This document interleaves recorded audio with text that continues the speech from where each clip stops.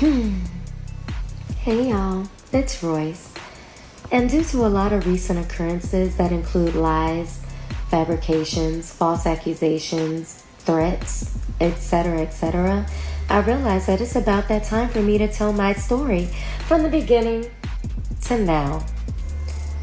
Unfortunately, someone keeps calling my bluff.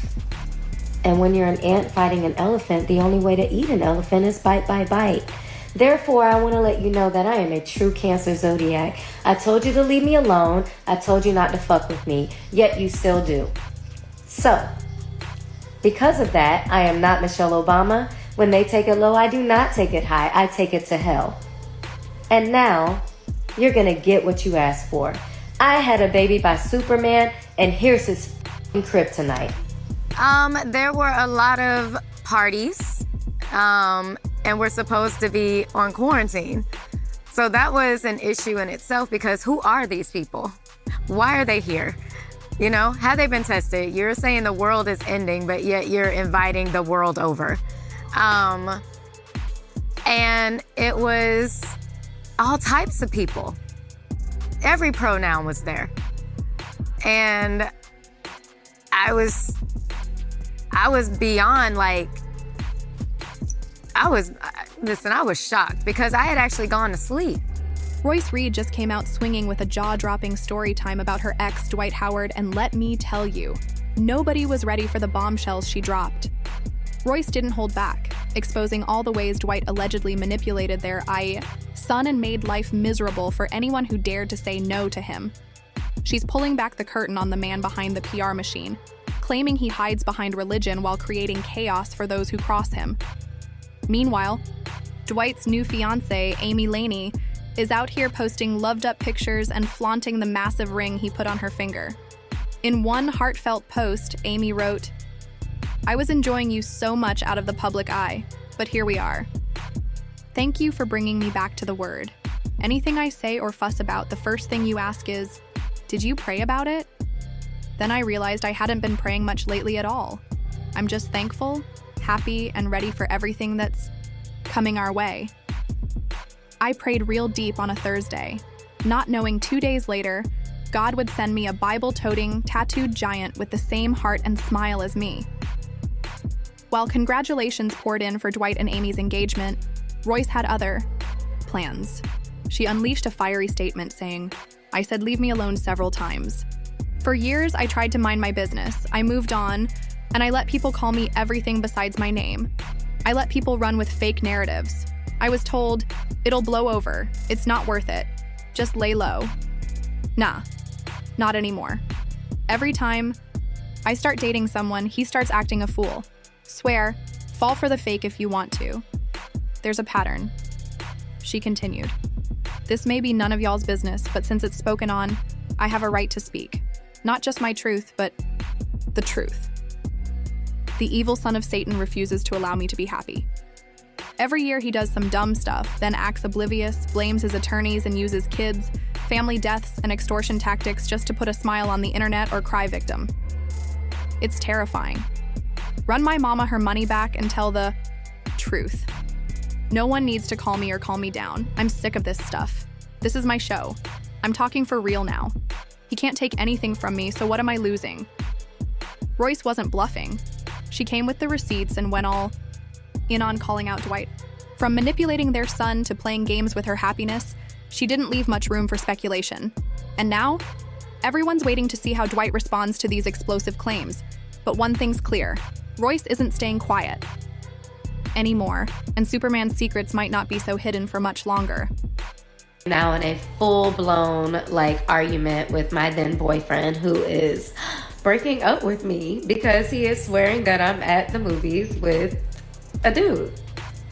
Obviously I am not, but he was very insecure and it was just an ongoing thing with us. So we broke up that day and I was devastated because I got dumped. Anyway, walk out the bathroom and Superman is sitting there on the bench and he goes, "No one should ever make you cry like that." Okay, thank you. And he's like, nah, you know what I'm saying? Nah, I'm young, but like, no man should ever make you feel like that. He had braces. So I'm like, again, thank you. And I go on about my business and I go back to the movie. So we're walking across the street and his cousin comes up to me, which is the one with the acne problem. And he goes, hey, my cousin trying to holler at you. And I was like, well, why is your cousin not over here? So he calls him over. And yes, we exchanged numbers. And yes, it probably was because, not even probably, it was because I was trying to make my now ex jealous. It is what it is. I was 24, whatever. So his first text to me was, hey, this is real name, the tall guy. So if you've ever seen me put TG on something or like heard about that nickname, that's where that came from. She started off talking about how they met, how he cheated on her, how she ended up going back. Royce began her revelations by recounting how she and Dwight met, how he cheated on her early in their relationship, and how she ended up going back to him despite everything, eventually having a child with him. Dwight and his family have always been vocal about being Christians, but Royce claims that was all for show.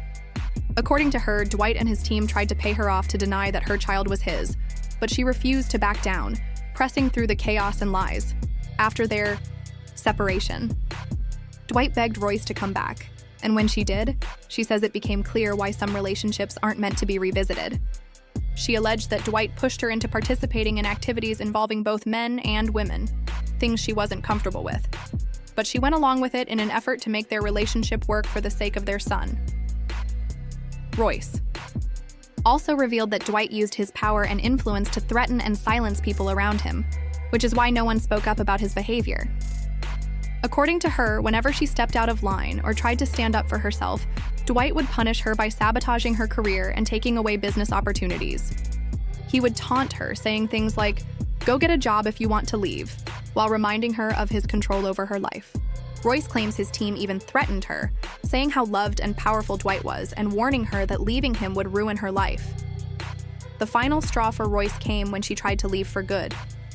That's when, according to her, Dwight crossed a horrific line and forced himself on her. Royce's allegations are harrowing, and they paint a deeply disturbing picture of her experiences with Dwight. Her decision to speak out has sparked widespread conversation, with many questioning how such behavior could go unnoticed for so long, and what accountability might look like moving forward. Royce has made it clear. She's done staying silent, and she's ready to share everything. If you know what I mean.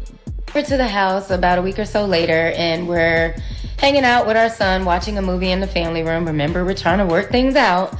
And I go to the bathroom. When I come out the bathroom, he's in the bedroom. He wants to have sex. I say, no, my cycle is on. He says he wants head. And I say, no, our son is right there in the other room. He proceeds to get up.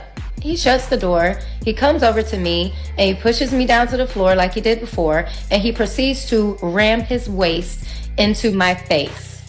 If you can imagine what that feels like, think about someone punching you in your nose at 6'11", 200 pounds, and their pants are still on. Think about that happening over and over and over again to you. You're now in tears. Your son is in the next room. You've already basically been told that you're hated by your hometown, so call the police on Superman? Clark Kent? Baby Jesus of Orlando? No, you can't do that. Okay, so that situation happened, and that is what ultimately led me to leave the relationship. Okay. He was having this conversation with our son, along with two of his friends, and they were talking about heterosexual relationships, homosexual relationships, threesomes, where their G-spot was. And this is a bunch of dudes, y'all, talking to a 12-year-old. So, and telling him that he's gay because he hasn't touched anything. When I tell you my child was not even allowed to listen to the radio until he was 10, I mean that. We were Disney Live, we were Kids Space Live, we had satellite radio. I made sure that I was raising him in an innocent way. So these are the conversations that are being had with him.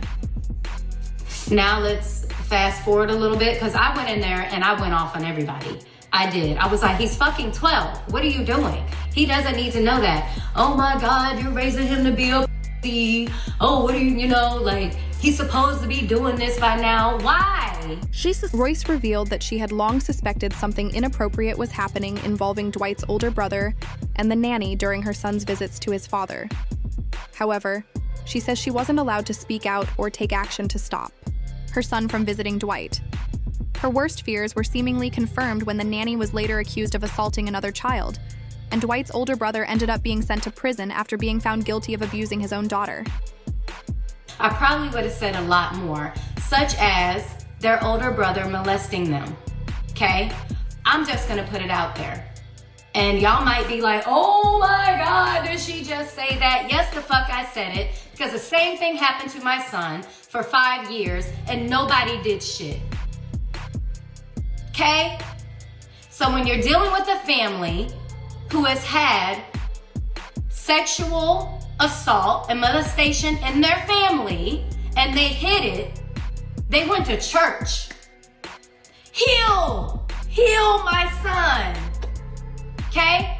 And it was a half brother, so it wasn't the mother's son, it was the father's older son.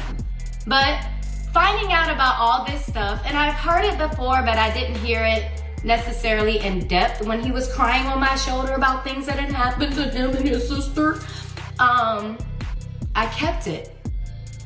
But then when it started happening more and more and more, and now you're trying to basically be quiet and you're trying to act like it didn't happen. There was an entire interview that was done about this brother and how much he loved him and everything. You go on Google or you go on Bing or whatever these little search engines are, you don't see them shits.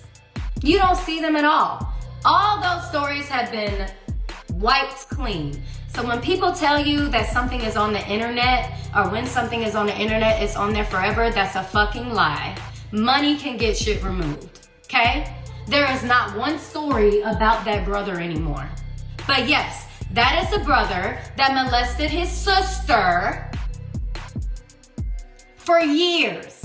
And they still sent her to spend time with him during the summer. The only time that that brother went to jail was when he molested his own daughter. And she told. People are mandated reporters, okay?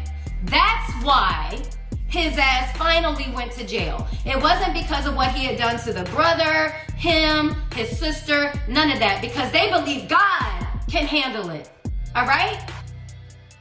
So for 5.5 fucking years, my child was molested. And I knew it. I threatened the nanny. Well, let me not say threatened, because like I said before, I promised her if I found out that she was doing something to my child, we're gonna have a problem. Royce revealed that Dwight and his family have consistently used religion as a shield to cover up their actions, maintaining a carefully curated image of righteousness. According to Royce, Dwight was meticulous about preserving his good guy persona and would go to great lengths to ensure that any negative narratives about him were silenced before they gained traction. She recounted a troubling incident involving their son, who got into serious trouble for inappropriate behavior with another child.